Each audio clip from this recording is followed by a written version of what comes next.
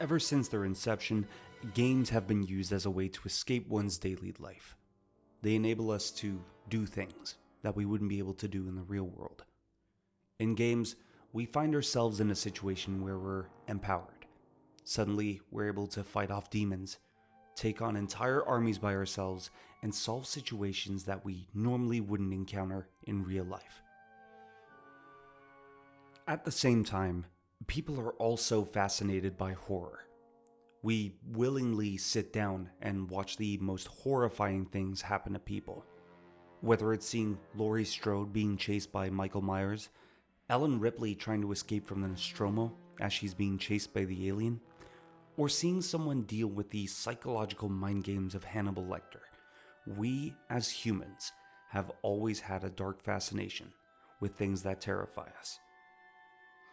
But why do we sometimes watch and even crave horror? One factor that counts is the adrenaline rush. It's the heightening of your senses when you're in a serious amount of danger, such as being hunted by a predator. After the initial rush and the danger has passed, you'll feel a sense of relief and relaxation, and this can be recreated slightly through both movies and video games. Today, we'll be taking a look at one of the beginnings of the usage of horror in the medium of video games, and we'll do it by means of one of the grandpappies of survival horror. Hey there kids, it's me, the dadliest man in town. As I was doing my dad things such as mowing the lawn and wondering if you can ask a ghost rent, I started thinking about a game from my childhood, Alone in the Dark. Today, I want to take you back to this 90s survival horror game which inspired games such as Silent Hill and Resident Evil. I'll be taking you through the game's development. We'll go through the story together, and just like before, I'll give you my feelings at the end of the video. Full spoiler warning for the story, as we'll go into it extensively. Though Alone in the Dark is often named as the only inspiration for the genre of survival horror, it's good to know that there were other games that also had a hand in its formation, namely Sweet Home, a 1989 horror game based on the Japanese horror movie of the same name, and Project Firestart, a 1989 horror game which was based on Ridley Scott's movie Alien from 1979. The story of Alone in the Dark's development begins in 1989 with Frédéric Reynal, a staff programmer at Infogrames. Frédéric was working on porting the game Alpha Waves from the Atari ST to DOS. Alpha Waves was a game that in time was found responsible for a number of innovations to the 3D gaming landscape. In 1990, Frédéric began programming a tool for the creation and animation of 3D characters. At the same time, with the help of trainee Frank de Girolami, he devised a tool by which he could place a camera inside a scene, generate that scene in wireframe, and acquire from it a bitmap image. From there, a graphic designer would have to color by hand the wireframe to simulate a 3D environment. In 1991, the CEO of Infogrames, Bruno Bonnel, played with the idea of a game where the player would have to use matches in order to light up areas which would otherwise be darkened. The idea was to translate this concept into a horror game. Frédéric, who was a big fan of horror movies in particular, apparently asked Bonnel if he could head the project. Bonnel approved, and Frédéric started his work on bringing his ideas to life. In the designing phase, Frédéric met with and explained his vision for the games to Infogrames art director Didier Chanfray. Didier and Frédéric's intentions apparently were the same, as Didier drew up a piece of concept art with chalk on black paper of a lone figure standing in a dark hallway while holding a lantern. The sketch was met with so much enthusiasm that it sparked an internal contest in the art department, where the image Didier drew had to be translated towards a 3D environment. The winner of this contest was Yal Barros, a set decorator at Infogrames. Barros would join the development team and would be responsible for developing the technical demo they needed to create in order to have the board of directors greenlight development of the game fully. Barros did just that, and the demo apparently impressed management so much that the project was greenlit in the autumn of 1991. Frédéric started with building the world for his game. Luckily, he soon had an idea of the setting he wanted to aim for. A 1920s manor. I wanted a big enough house where you would start in the attic so that you could completely explore it before finding the way out. The turn of the century allowed for weapons while avoiding the modern commodities that were too difficult to properly handle. Electricity, for instance, would have caused atmosphere and consistency problems. These were the words used by Renal to explain his vision of what he wanted the game to be. The team got to work, and by the end of 1991, they had finished up work on the first playable section of the game. By now, the game had gone into full development, and the team had grown with the addition of composer Philippe Vacher, writer Hubert Chadot, and De Girolami. De Girolami would have an even bigger role later on in the life cycle of the Alone in the Dark series, but we'll get to that subject in another video. Over the course of a few days, Frédéric outlined the roadmap for the game and set up what he expected. He wanted 170 images for 170 different camera angles, along with the monsters, objects, triggered events, player actions, background story, and narrative text they convey. By this time, Frédéric had already decided that the camera for the game would be a static camera. This would give the game a more cinematic feel and feel like it would play out like a movie. At the same time, he also decided on the feelings he wanted the game to convey to the player, as he later explained in an interview. A game is 80% movement. This is where you want the player to be scared when doing these simple things. In Alone, when he opens his first door, there's a monster right behind it, and he immediately dies. When he walks down his first corridor, the floorboards collapse and he kills himself. From that moment, he will be scared all the time. The music also helps. I wanted a dynamic score with a specific theme for the arrival of each monster.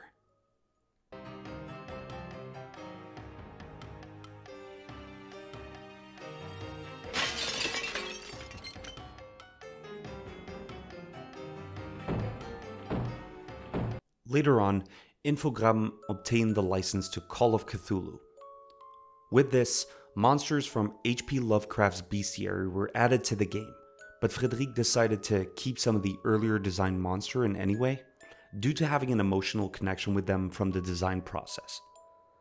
The game would ultimately not carry the Call of Cthulhu label, as the original owners of the Cthulhu license deemed the game too simple to make use of the pen and paper mechanics associated with the title. Frédéric and the team didn't care at all that the license of Cthulhu was rejected. They didn't want to make the game as an RPG in the first place, and for a while, development on the game went as smooth as it could be. Unfortunately, in the office, things took on a more grim atmosphere.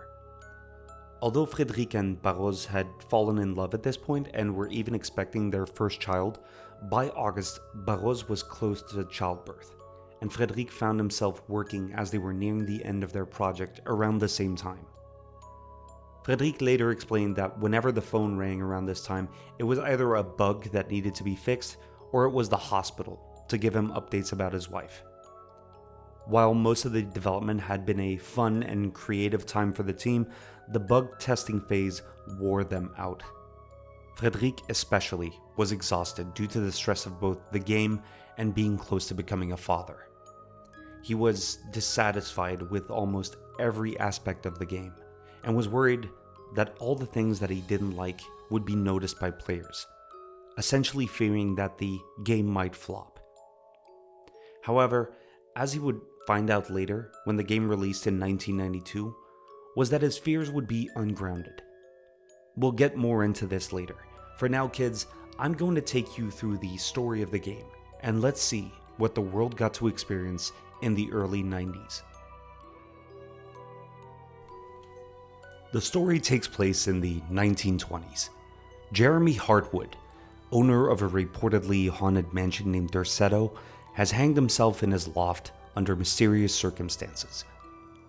We assume the role of either Emily Hartwood, Jeremy's niece who wanted to find out why her uncle really killed himself, or Edward Carnby, a private investigator hired by an antique dealer to find an old piano in the mansion's loft.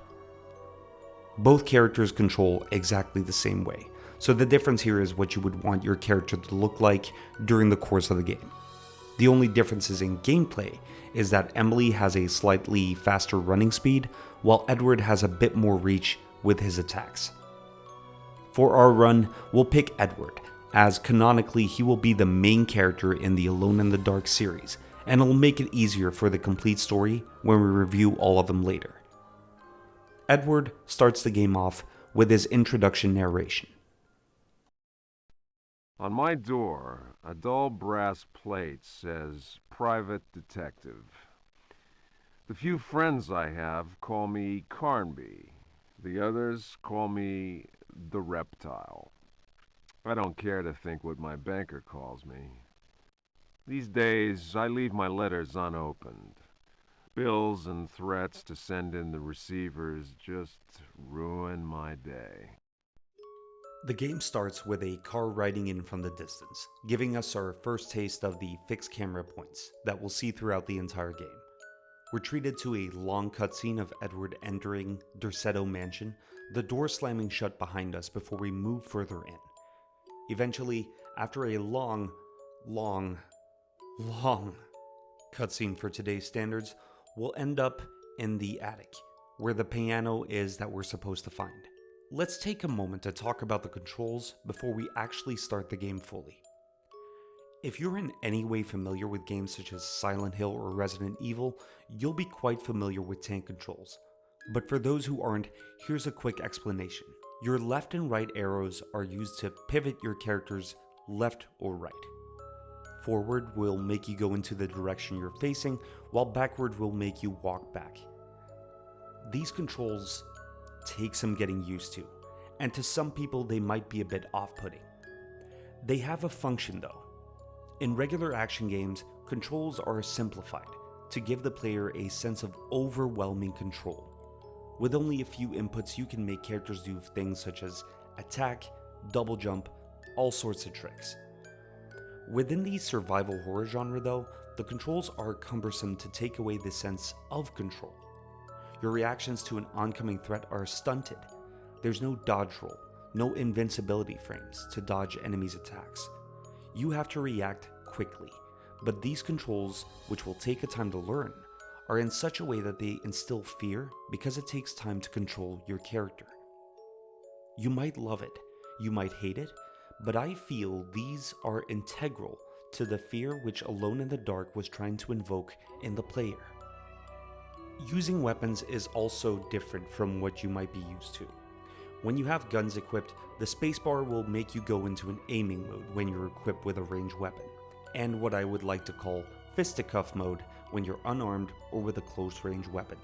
Using the left and right direction keys allow you to line up your shot before you can fire with the up direction key. Again, cumbersome at first, but once you're used to it, you can execute these motions fairly quickly. The swords are about the same, but the direction keys this time give you different attack animations, depending on which one you press. When we start in the attic, there's a few options for us. We first move forward and pick up the oil lamp.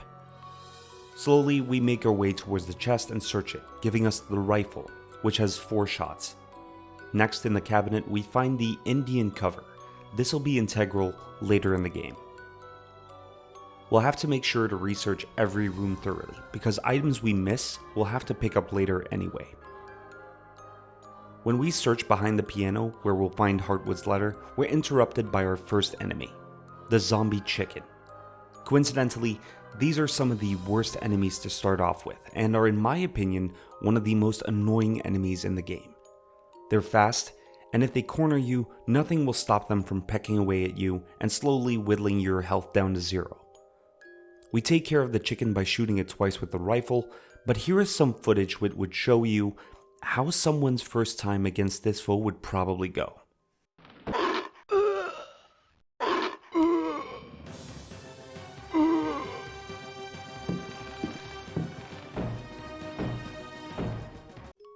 You don't have to fight these enemies. In fact, Aside from a few mandatory encounters, you can actually finish the game without having to kill most of these monsters at all. For example, instead of fighting in the attic, we have the option of putting the cabinet in front of the window. This effectively stops the zombie chicken from entering and makes it so that we can save a few bullets. You learn this by trial and error, but that's part of what made the game so much fun. There's no single approach method to complete the game, and even though there are optimal solutions, you're not bound to execute them like this every single time. The zombie chicken will always appear after 1 minute, regardless of what you do in the attic, so you also have the option to just do everything you want to do within that small time window. The second enemy you'll face in the attic is the zombie. They're a slow-moving humanoid monster, which is definitely a lot easier to beat than the chicken. We'll use this monster to practice the fighting mechanism in the game, but if you want to block the zombie from showing up, just shove the chest that contained the gun onto the trapdoor the zombie spawns from. There's more to explore in the attic, as searching around the bookcase rewards us with a book which contains an extract of the Golden Fleece. Reading this book will give us a hint on how to destroy monsters that we'll encounter later on. After reading the book, we can discard it, as carrying too many objects will lead us to becoming encumbered. Collecting the books and letters is optional to the game, but they'll reward you with the lore. After we're done in the attic, we'll head down to the stairs to the storeroom. Here, we'll pick up the bow. We'll also search through the shelf that the bow was leaning against to find an oil can, which we'll use to fill up the lantern. We'll discard the oil can as it no longer has any use for us.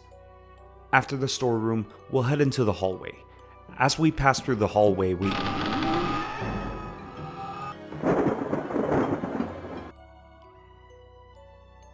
As I was saying, as we pass through the hallway, we won't be stepping over the weird-looking boards, as they are obviously a trap. We head into one of the side doors and start searching through the room. At first, the chest in the room says it's locked, but we soon find the key in the room which we can use to open it. Inside the chest, we find the cavalry saber. We finally have our first melee weapon, so we're not relying on guns and bullets anymore. We open the door to leave, to find a zombie standing right in front of us. And once again, we're faced with an unexpected enemy. Luckily, we have our cavalry saber with which we can fight the creature off. We kill the shambling corpse and make our way into the room on the opposite side, and search through it as well. This room doesn't contain anything interesting, but there's another beginner's trap. If you don't close the door that you entered with, another zombie will get in within a few seconds. If you do choose to fight it and use the cavalry saber, there's a chance that the weapon will break. When you do win the battle with your sword broken, walk around to it so you can pick up the saber blade, as we have a use for it later on. From here, we'll walk into the bedroom, which at first glance contains nothing. However, next to the bed we'll find a vase. Immediately after grabbing it though, another zombie chicken bursts in through the window. This is one of the non-optional fights in the game. The zombie chicken will once again spawn after you've spent a minute in the room, or when we pick up the vase. Take care of the monster in any way you like. When it spawns, I tend to stand in front of the window in the short time you have before it bursts into the room. We can use this time to line up the shot from the rifle, or you can get ready to dish out the good old fisticuffs. It's up to whatever we feel most comfortable with at this time. When we take care of the monster, we won't have to worry about an encounter in this room anymore, but we still have some work left to do. We grab the vase and throw it, leaving us with a key and the vase shards. The key is what we're aiming for, and we'll leave the vase shards. Using the key, we'll open the dresser with the teddy bear on top, giving us 2 mirrors. We have to be careful while we're carrying these mirrors. If we get hit in battle, there's a chance that the mirrors might break, and this would render the game unbeatable. Once we're out of the bedroom, we'll head into the room opposite to it, and we find ourselves in a bathroom. Opening the cabinet, we'll find ourselves a first aid kit. We open it and find a flask inside.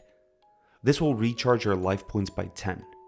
It doesn't matter if we're at the full 20 points that we started with, as the points will just keep stacking. After we're done with this, we'll discard both the first aid kit and the flask, as they don't have any further purpose. We'll leave the bathroom as it doesn't have anything else of interest, and finally leave the hallway to get to the staircase. The staircase is blocked by two purple monsters called night gaunts. The night gaunts are monsters from the H.P. Lovecraft bestiary influence and can't be beaten by regular means. They won't take damage from either our physical attacks or weapons, so don't bother with them. We also have the mirrors to worry about, so we need to take care not to get too close to them. But remember those mirrors we picked up in the bedroom? This is where they're going to show their worth. We'll place one of each mirror on the statues opposite to the monsters. As soon as we place the second one, the night gaunts will let out a scream and die, opening the path down the stairwell for us. When we make our way down, we can see the library, which would normally be an easy short path to get out of the mansion. But before we get close enough, the door closes and we're met with a nefarious laugh from throughout the mansion. Since our path forward is blocked, we have no other choice but to go to the sides. We head to the right and find ourselves in a room where there is a ghost sitting in a chair. The ghost won't mind us unless we disturb it, so as long as we don't touch it, we'll be fine. In this room, we'll find a box of cartridges in the cabinet before we make our way to the fireplace. The fire poker can stay where it is, but the matches on top of the fireplace will come in handy. We'll head back out of the room into the hallway. I forgot to mention the suit of armor, but it has the same rules as the ghost. Don't disturb it, as it'll attack us, and we currently don't have a way to stop it. We'll pass the stairs and head to the left side this time and enter a hallway. The first room will lead to a bedroom. When we look at the fireplace, we'll notice a notebook lying on top of it. This isn't needed to finish the game, but it'll provide us with a bit of backstory, which is interesting to read through if you're playing through it for the first time. Unfortunately, the moment we grab it, we're faced with yet another zombie chicken. There's a few ways we can go around this. Either we fight the zombie chicken and risk taking damage in this confined space, or we run out and close the door on it as quickly as we can. When we do get out, we'll go into the second room. This is a bathroom with a squid-like monster in the bathtub. We're not going to bother shooting or fighting it because it's invincible. It'll attack us as soon as we get into the room. The items inside are optional, but they are definitely worth grabbing. There's another first aid kit in the cabinet, which will increase our energy points by a tremendous 20 points this time. Near the cabinet is a jug. It's not required to finish the game, but it'll definitely come in handy later. Basically, if we can get both items and take less than 20 points of damage, I'd say the reward outweighs the risk. This is part of the game's mechanics, however. The game actively rewards you with good items by taking risks in certain areas, yet it punishes you for taking risks in other scenarios. It keeps the game interesting, as sometimes you'd want to rush through a room when other times you want to take the slow and steady approach. After we escape the bathroom, we'll head down the hallway to a room that is pitch black. This is where both the lamp we picked up in the beginning and the matches we picked up in the ghost room come in handy. We light the lamp, illuminating the room so we can actually see and search through the room. On the table is a heavy statuette. We'll pick this up as it's going to come in handy later. The table is also hiding some secrets from us, namely 6 revolver bullets. We don't have the revolver just yet, but they'll be useful for when we do. After the dark room, we're going to backtrack our way to the lobby with the armor. When we get there, we line ourselves up to the armor and select to throw the heavy statuette. The armor will fall and leave a sword behind. This sword will act exactly like the cavalry saber we picked up before, except it won't break. We'll head back towards the left, and just to the side of the door we entered earlier, we can see a dark passage. We'll head into one which will bring us to another floor. When we get to the ground floor lobby, we'll be met with 2 closed doors. One of them is locked, however, so we'll pick the one on the right. This brings us to the statue room with a statue of Artemis, the Greek hunting goddess. Examining the statue will reward us with 3 arrows and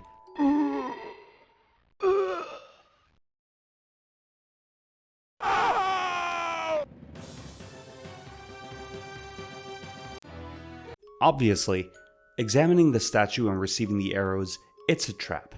Spiders suddenly drop down from the ceiling, and we try to make our way out of the room before they can get to us. Luckily, this is the only time we'll ever go into this room, so we're safe because the spiders don't follow us outside of it. Back in the lobby, we'll check out the other side where we see an open passage and a closed door. We'll take the door for now, and we find ourselves in the kitchen. The kitchen is going to end up being much more important than we realize. First of all, we'll grab the soup that's bubbling away. Seeing as it's food, we'd want to eat it, but find ourselves unable to as it's human flesh soup. Luckily, zombies seem to have a bit of a taste for human flesh, so we'll use that in case we run into some. There's some extra stuff to find in this room, like another matchbox and 2 knives, but unfortunately, it's nothing that we'll need for now. To the side of the room is a small kitchen storage. We'll head in there and find a key hung on the wall. With any luck, it'll be the key to the locked door in the lobby, so we'll take that along. We'll also search the shelf in the storeroom where we find a box of biscuits. We finish the biscuits, throwing away the box after, for 5 extra points in our life pool. After this, we head back to the kitchen. There's one more room we can go through here, which is the coal room in the back. As soon as we enter the cramped space, we're attacked by a zombie. We take care of the monster and search around the coal room. In it, we find an oil can which we can use to refill the lamp, and we can fill the jug we collected from the bathroom with water. We'll use this later. Next, we'll search the coal pile and find the shoebox. When we open the box, we find the revolver inside, loaded with 6 bullets. We can throw the empty box since it no longer serves any use. If we then use the bullets we found in the living room, we can fill the revolver up to 12 bullets. We're done with the kitchen now, so we'll head back into the hallway and go through the door immediately in front of us. We enter the dining room that is absolutely filled with zombies. While we could fight off all of them, this would cost us a lot of resources and probably rack up a lot of damage. However, remember the pot of soup we picked up in the kitchen? We set it down on the table, and this will put the zombies in the room in a passive mode. As long as we don't attack them, this will give us free range of the entire dining room. Once the zombies are taken care of, we go through the door on the right. The door leads us to the smoking room. A cigar starts filling up the room with smoke. This won't hurt us at first, but as soon as Edward starts coughing, we'll start losing energy over time. We can use the water jug we filled up in the kitchen to put out the cigar. This will allow us to walk through the room without taking any damage. After this, we'll head out through the double doors and we find ourselves in the entrance. This is it. We've beaten Alone in the Dark. All we need to do is walk out the door and...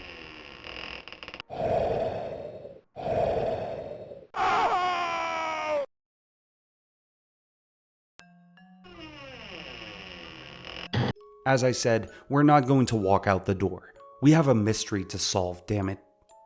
From the hallway, we'll head back to the stairs that we entered this floor with and head towards the corridor where we found the dark room.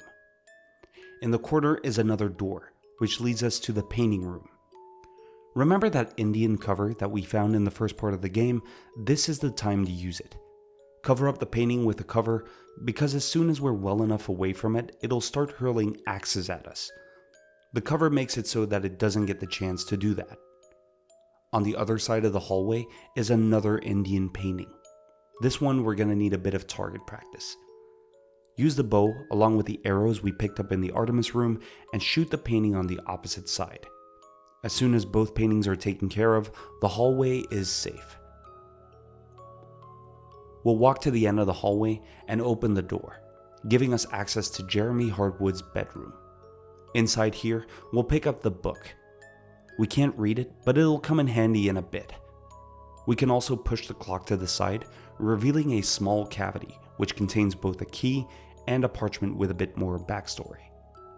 We head back to the hallway and go through the double door a little down the hallway. This brings us to the library. As soon as we enter and light the lamp to be able to see in the library, we'll be attacked by a ghost called the Vagabond. We can't beat him right now, so we have to run all the way to the back of the library, where we can find a strange bookcase. Right next to it is another bookcase, which we can search. We'll use the false book that we found in Jeremy's bedroom and put it in, which will open up a path behind the strange bookcase. We enter the library's secret room. Here, we'll find a big talisman on a shelf. We'll grab it, and for good measure, we search the shelves behind us. We'll find 3 daggers, but only the curved one is interesting for us. The other 2 can go. There are some books containing lore and 1 gold book which you absolutely do not want to read, as it is an instant death. Having looted the secret room, we'll head back to the library. We equip the curved dagger and make short work of the vagabond. We can search throughout the library for more books if we want to know the exact lore of the story, but I'll give a short synopsis before we go into the final fight. Before we leave, we make sure we pick up the lamp, as it's going to be crucial to us later on. From here, we head back to the smoking room. We can enter the other double doors with the key we found in Jeremy's bedroom. This is Jeremy's study. We'll see a sword hung on the wall, and hang the cavalry saber there, using both parts as we broke it in the fights in the beginning. This'll open a secret door in the room, but we're not ready to head down there just yet. Instead, we'll search the shelf to the right of the portrait and find a record, The Dance of Death, and a book. We take the record. The book, as usual, is meant for backstory. We head back to the entrance hallway after this. There is 1 more door we haven't been in, and it's time to head in there. The moment we get in, we'll be met with a pirate who comes at us swinging. Shooting him isn't going to do us any good, as he'll just backflip out of harm's way. Instead, we have to use the sword we got from the armor to beat him in a sword fight. The best way to beat him is to force him into a corner and swing away. He'll block us if we do the same attack over and over, so we have to change up our swings to make sure that we hit him. Eventually, he'll go down and we'll be left with a key when he dies. Using this key, we can open the double doors in this room. This brings us to one of the hardest parts in the game. There are dancing ghosts that are standing still, but if we touch them, we'll die instantly. There's a key on the mantle, but the ghosts are blocking our way in the positions that they are in right now. Using the gramophone from the ghost room along with the Dance of the Death will make the ghosts move. They'll still kill us in 1 hit, but this way we'll be able to grab the key and leave the room, making the ghosts disappear. Now that this is done, we'll head back to Jeremy's study and go down the trapdoor we opened with the cavalry saber. This brings us to the last part of the game, the underground tunnels. In this room, we face a wooden bridge that we need to run over, as the steps will fall down when we go over them. When we get to the other side, we'll head into the tunnels. We'll be greeted by a giant worm that can kill us in a single hit, so we'll continue running, going past the blocked passage. The worm will pass us, but now we're faced with another zombie chicken. We'll fight it and try to finish it off. After this, we'll head down, encountering the worm again. So we'll take the other way and drop down to the docks. There's a monster in the water, a so-called deep one, and it can attack us even on the docks, so we want to get out of here as quickly as possible. The bridge we're walking on will drop down, forcing us into the water. We climb back up and make our way to the end of the room. In the next room, we'll face a gray monster. Nothing special. We'll just use the revolver to finish it off so we can move past it. Now, we'll end up in a room with pedestals. It's a jumping puzzle, and we'll have to go from pillar to pillar to get to the end.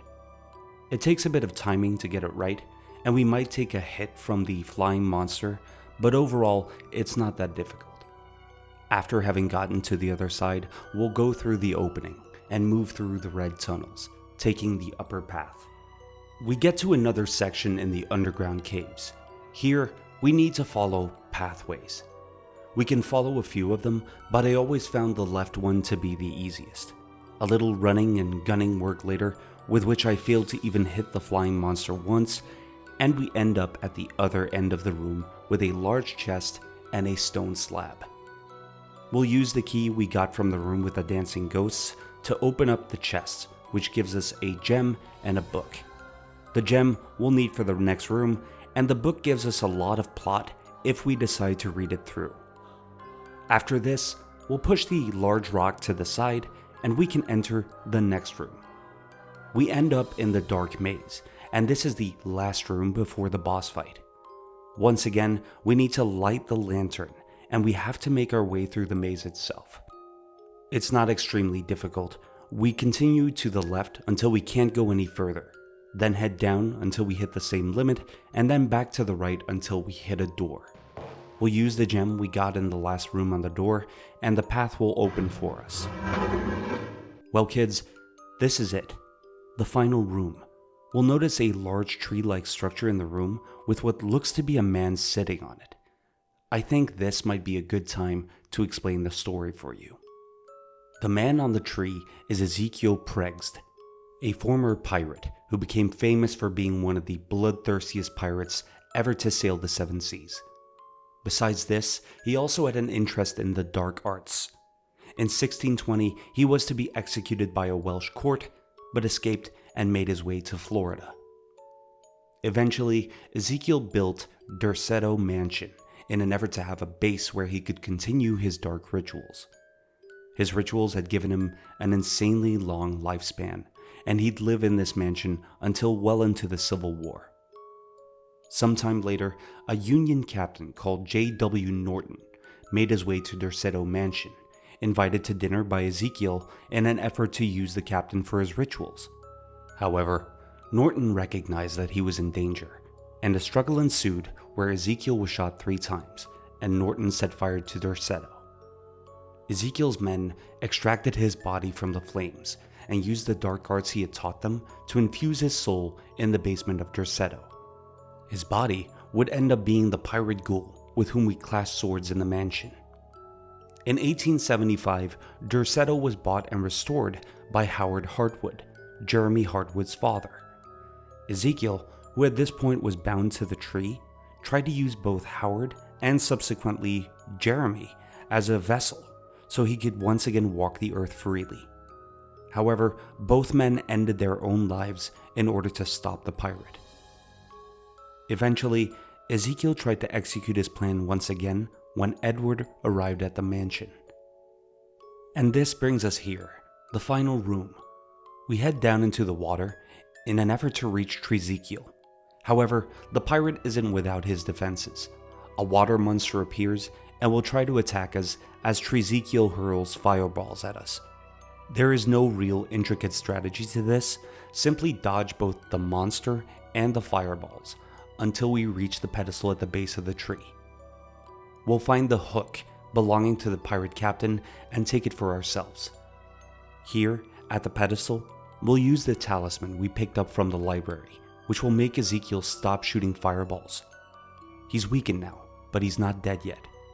We use the lighter to light the lantern and subsequently throw it at Ezekiel, which will make him catch fire, finally ending the dreaded pirate's life. As in traditional end boss fashion, his lair will begin to crumble around us.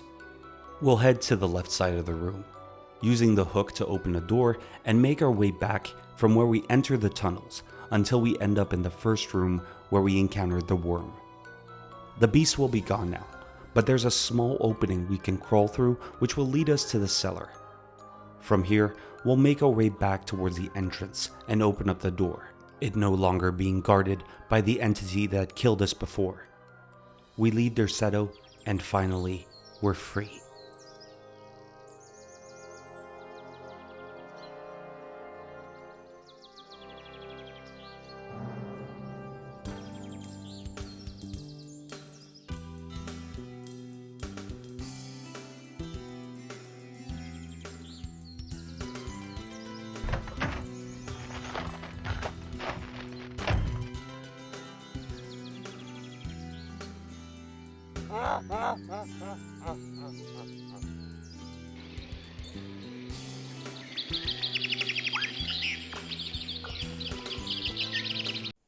Alone in the Dark would end up becoming a smash hit for Infogrames when it was released.